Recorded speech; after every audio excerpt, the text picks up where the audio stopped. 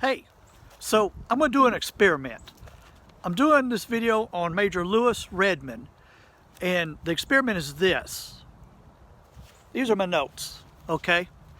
And so what I'm going to try to do is make this video not relying on my notes so much, which is how I always try to do it, but they're in case I need them, and I always do end up referring to them. But then after this, I'm going to make another video totally off my memory. It's dangerous. And no notes. Obviously it'd be a lot shorter video, and I think I'm going to just record them both, and y'all go back and forth and just let me know which one you like better. Anyway, let's get on with the story. By the way, if you like these videos, don't forget to give it a thumbs up and subscribe, and if you hit the notifications bell, you'll get notified whenever I make a video. So anyway, let's get on with it. Major Lewis Redmond. He was born in Charleston, North Carolina. Now, when he was born, it was Charleston, but the city we now know as Bryson City, North Carolina.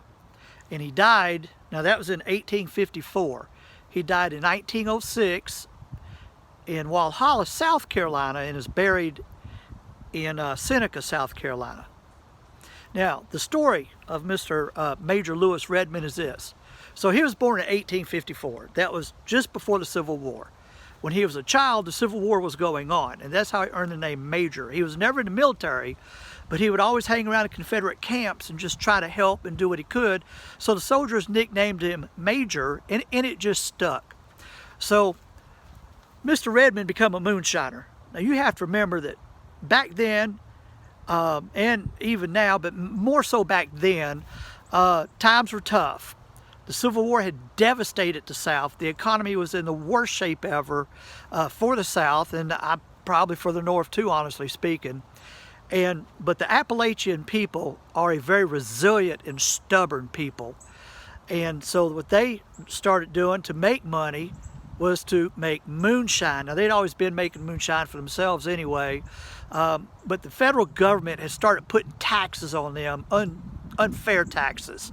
And to keep from losing their land, the mountain people decided to make moonshine. Well, Mr. Redmond made good moonshine, but he found he could make money by selling other people's moonshine as well.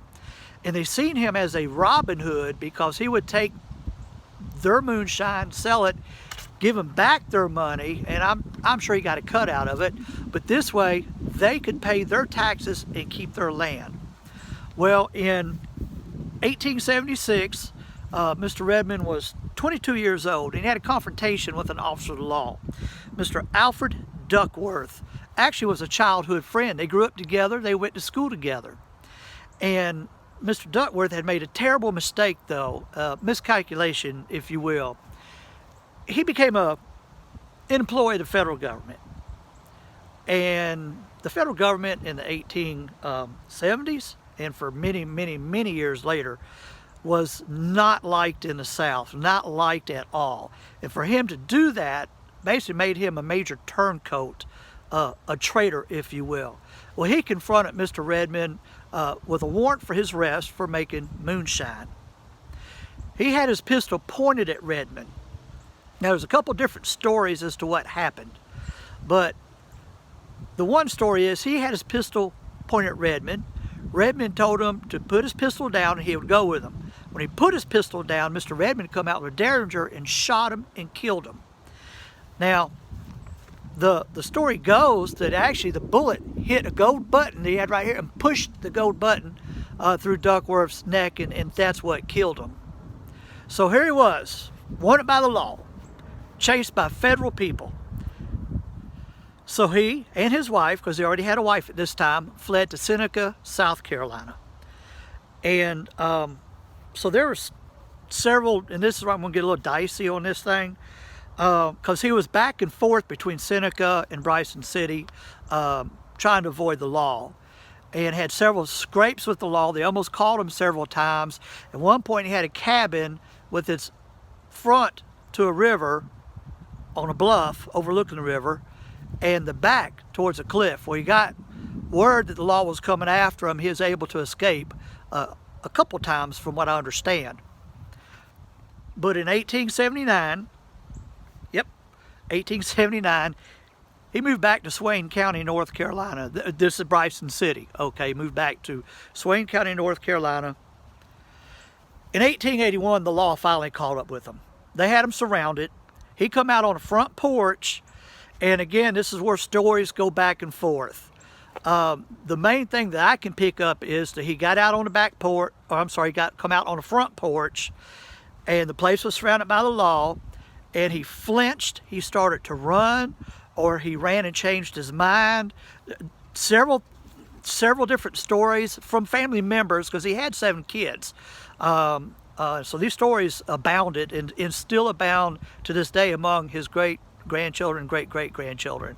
But somehow he flinched and he got shot. He got shot several times. He went down.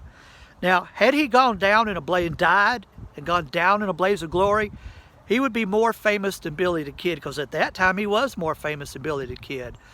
The newspapers wrote all kind of articles about him. In the South, they were favorable to him. In the North, he was a scoundrel. He was a terrible man. And so there were stories abounding. He was shot 6 times, is the best I can tell. And I have to say that because, again, the stories abound on this too, with one of them saying he got shot 18 times. But what makes more sense to me from what I've read is he was shot 6 times. He was arrested.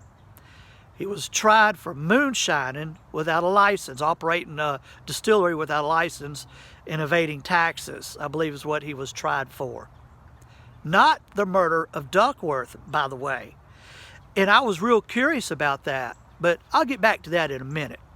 Because in this story, the truth is stranger than the strange.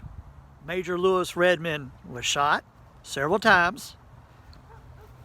He was arrested, and he was put in jail. He was put in prison. He only got a 10-year prison sentence. Again, he wasn't charged for the murder of Duckworth. Then, he got a presidential pardon. Remember I told you, truth is stranger than fiction. From Chester Arthur, Wade Hampton of South Carolina was the one that pushed for this presidential pardon and eventually got it. He only served 3 years of his 10-year sentence. I believe the grounds for the pardon were that he was shot so many times and in such bad shape that it was just a humanitarian thing to do. So, he moves back to Seneca, South Carolina. Gets even better. The government hires him. You know what he does? He runs a government-ran distillery.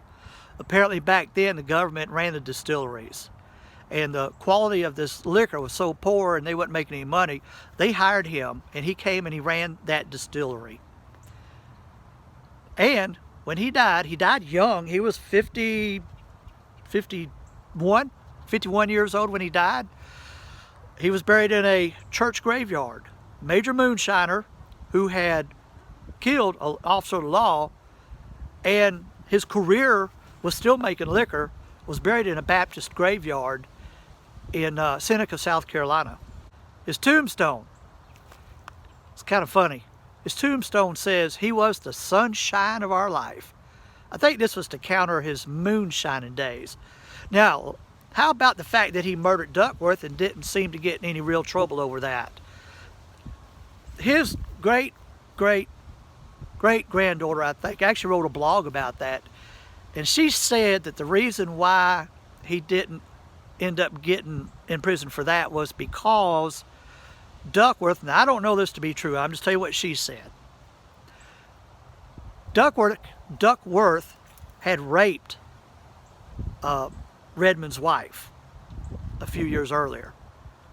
And Duckworth really couldn't do anything about it. He was a federal officer of law. This is after the Civil War, and tensions were high, and he really couldn't do anything about it legally. But when the time came for them to do something to him about it, they didn't. So that's the story I hear. Anyway, so that's the story of Major Lewis Redmond. And now I'm going to tell the story with no notes, and we'll compare, contrast, and probably have a good laugh.